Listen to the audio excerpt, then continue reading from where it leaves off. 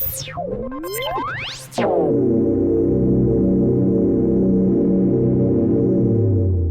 is your weekly report on corruption in the Philippine government. A farmer was wounded after a village chief shot him on Thursday in Cataingan town in Masbate. Lieutenant Colonel Maria Luisa Calubaquib, Bicol police spokesperson, said Anacleto Temblor, 50, was walking on his way home around 6 p.m. when shot several times by his cousin, Leon Gemino, 65, the chief of Barangay Tagbon. Temblor managed to escape, but suffered bullet wounds to his left arm and right leg. He was taken to the Cataingan District Hospital for treatment. Investigators said Gemino surrendered and confessed to the shooting. Police recovered a .45 caliber pistol from Temblor and 7 fired cartridge cases from the crime scene. The Cataingan police placed Temblor in their custody.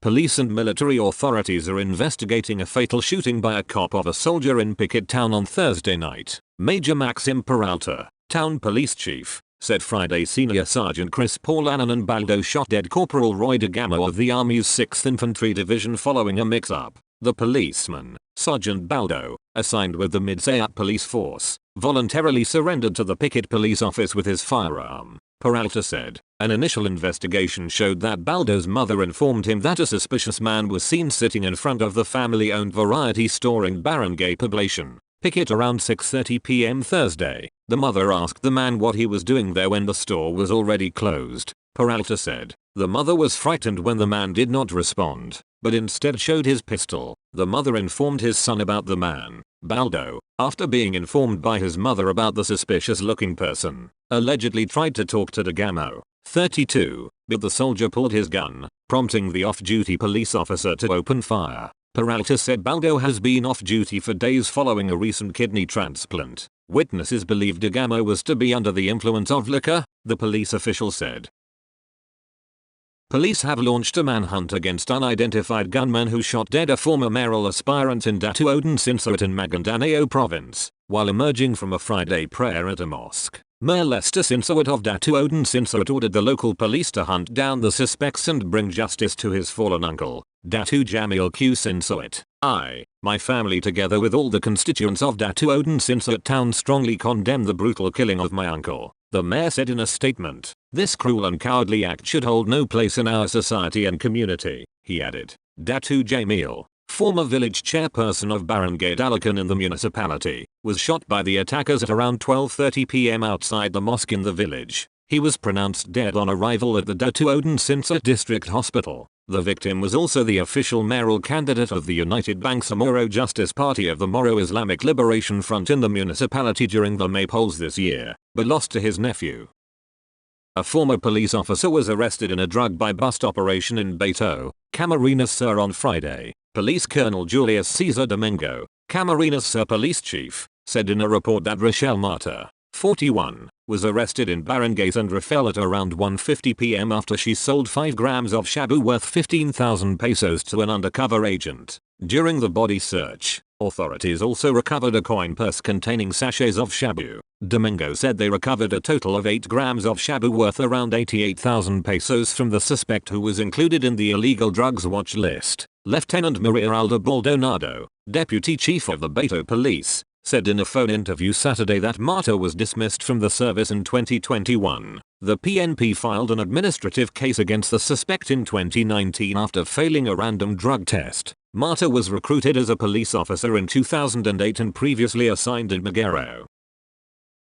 A former vice mayor, his wife and his driver were killed when they were ambushed by still unidentified assailants in Barangay Tabutunan at 5:10 p.m. on Monday, the 3rd of October. Town Police Chief Major Eduardo Mendoza, Jr. identified the victims as engineer Narciso Amansek, 60, his wife Melina Amansek, 61, and Leonard Tolosa, 42, all of Barangay Ipal in this town. Probers are still establishing the escape route of the suspects as the ambush took place in a secluded road section. Investigation disclosed that the victims who were on board a color maroon pickup truck were negotiating the Baila Casiguran road heading toward the north direction when they were fired upon by their attackers at close range. The fatalities were declared dead on the spot by Dr. Arturo Perilla, town health officer of Dipakilao, while the vehicle were riddled with bullets fired from still undetermined weapons by the gunman. The police provincial office has already ordered the creation of a special investigation task group to track the suspects' identities and their immediate arrest. Senator Raffy Tulfo on Monday alleged that the Food and Drug Administration, FDA, is experiencing chronic bribery episodes and that an FDA officer appears to be in a conflict of interest. During a hearing of the Senate Finance Committee on the 2023 budget of the Department of Health, DOH, Tulfo said his sources told him that bribes are involved in the registration of products. He also said that the buy-off ranges from 5 million to 10 million pesos per product registration. He likewise mentioned that former FDA Director General Sherry Puño admitted to him that corruption exists in the registration of products and that there was an attempt to cleanse the agency. Tulfo said, addressing incumbent FDA Chief Samuel Zacate, Puño admitted to me that there are incidents of bribery in the FDA, and the agency is already taking steps to address the problem. However, later on, she was sacked. Corruption persisted after she left. 5 million pesos, occasionally 10 million pesos, was demanded for the registration of each product, Tulfo said, addressing incumbent FDA Chief Samuel Zacate. You should really investigate that, he added. Tulfo also told the FDA chief to investigate the alleged conflicts of interest on the agency's Director for Cosmetics and Household Urban Hazardous Substances Regulation and Research, Ana Trinidad Rivera. The senator claimed Rivera has a sibling working for a big pharmaceutical firm in the country, suggesting that the director be relocated to another post. Did you know she has a sibling working in Zulig? Of course, that's a conflict of interest if true, but if you'll tell me that it's not true, you will be ashamed, Tulfo said. If there's one, you should give her a new position, maybe in janitorial services, maybe she fits there to clean up, he added.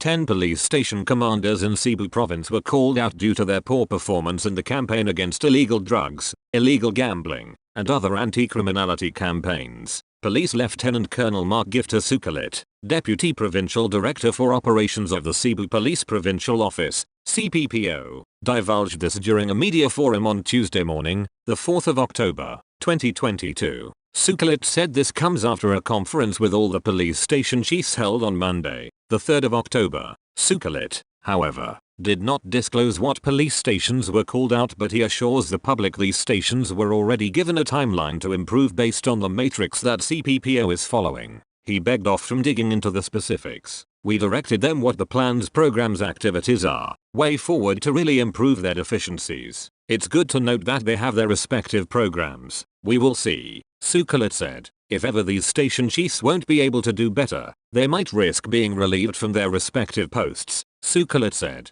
As the Deputy Director for Operations of CPPO, Sukalit said that these 10 police stations were just called out for their performance in the operation, intelligence, investigation, and community relations efforts. However, he added that aside from their operation aspect, it is also a must for these police stations to maintain cleanliness among their stations as part of the PNP's internal cleansing policy. For the police station should deliver quality service, we have a matrix that we monitor. All the COPs are accountable for the actions of their men. There are many sanctions. If the COP is not competent, then we will replace them with officers who are more eager to serve, he added. A former job order employee of Cebu city government was arrested for allegedly giving fake documents for cash, which was needed to process a business permit of a businesswoman. Elma Moreno, the suspect, was arrested in an entrapment operation by the National Bureau of Investigation and Central Visayas NBI-7 on the 29th of September, 2022, along General Maximum Avenue in Cebu City. Moreno underwent an inquest proceeding today, the 3rd of October, 2022. The NBI-7 in a statement said that they conducted the entrapment operation after Marichel Golosino, a businesswoman, visited their office and filed a complaint about her being allegedly swindled by Moreno of 23,800 pesos in exchange for the papers needed to process her business permit, which she later found out to be fake documents. Golosino claimed that a neighbor had recommended Moreno to her to process her business permit at City Hall. She said that a neighbor told her that Moreno, who was a former Cebu City job order employee, had connections inside City Hall so that she could just let him process her business permit for a fee. Golosino said that she received several documents needed for the processing of her business permit and she had allegedly already paid 23,800 pesos to Moreno. But when Moreno asked that he be paid another 3,200 pesos for another document for the business permit, Golosino got suspicious of Moreno and went to the NBI-7 for help. It turned out that the documents given to Golosino were all fake. So the NBI-7 agents planned an entrapment operation against Moreno with the help of Golosino to transact with the former for the 3,200 pesos document. On the 29th of September, after the money changed hands between Golosino and Moreno, the NBI-7 agents moved in and arrested the latter. According to the NBI-7 agents, who conducted a background check on the suspect, that they found out that Moreno was a volunteer at the City Hall from 2019 to 2020 and from the 20th of May 22 to the 20th of June 22, he had an appointment as a job order employee at the city's Department of Agriculture office.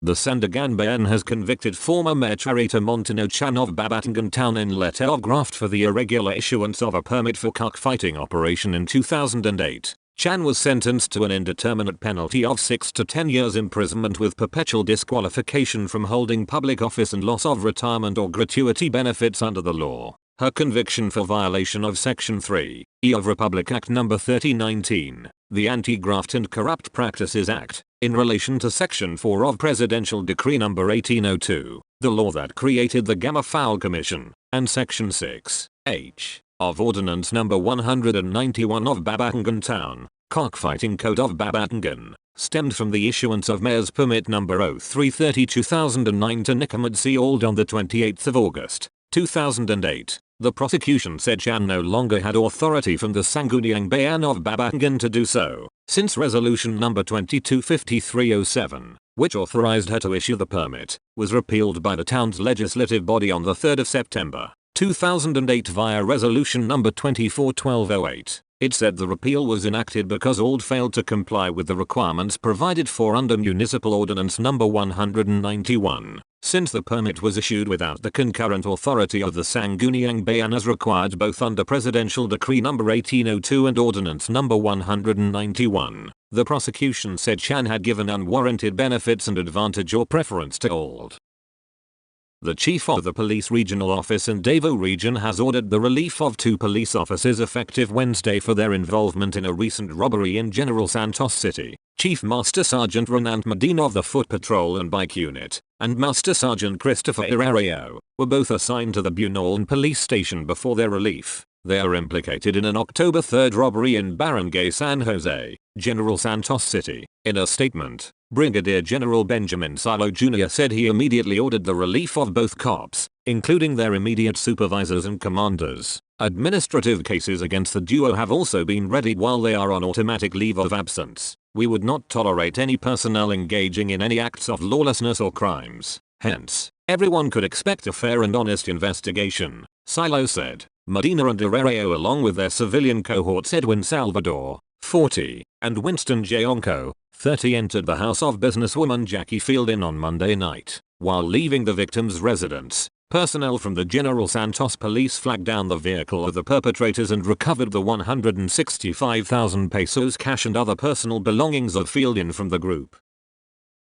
An AWOL policeman involved in a robbery case in Manila was arrested inside a cockpit. In a report by John Consulta on GMA News on Ang Balita this Wednesday, the suspect was identified as Police Officer 1 Edward Salamat Jr., who was cornered by Regional Special Operations Group personnel. The suspect was arrested by virtue of an arrest warrant for a robbery case in 2013. According to Police Lieutenant Colonel Wiley Sai, Chief of the Regional Special Operations Group National Capital Region Police Office, they monitored during their case build-up that the suspect goes to the cockpit every weekend. The NCRPO added that Salamat was among the policemen summoned by former President Rodrigo Duterte for various types of violations. Sai added that Salamat was still an active police officer and was still in uniform when he did the hold-up of the victims, from which he got about 30,000 pesos. The suspect, who has already been served with 3 arrest warrants, refused to give a statement. That's all for this week. I'll see you next week with more stories of corruption and foolishness within the Philippine government.